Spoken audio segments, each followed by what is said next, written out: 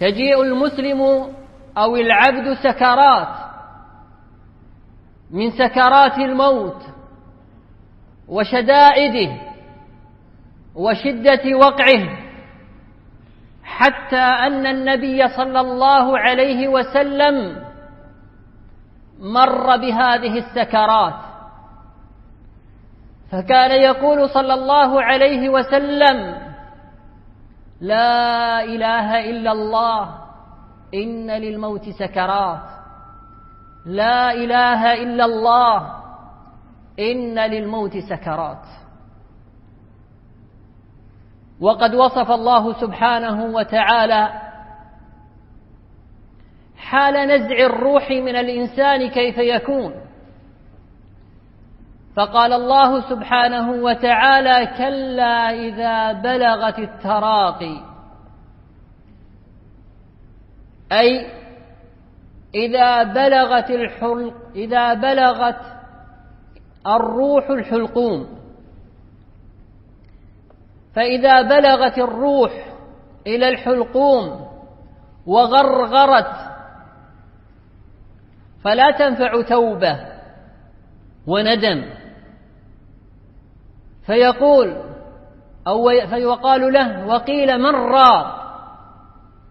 من يداويها في هذه الساعة؟ من يعالج هذه السكرات؟ من يرد هذه الروح؟ وظن أنه الفراق، تيقن يقينا أنه مفارق لهذه الحياة الدنيا ومقبل على حياة أخرى، والتفت الساق بالساق. من شدة نزع الروح أن الساق بالساق تلتصق، ويكون أول ما يبرد من الإنسان عند نزع روحه قدماه. إلى ربك يومئذ المساق. بدأت الرحلة بعد هذا الموت وبعد نزع الروح. وقد وصف أهل العلم نزع الروح من العبد،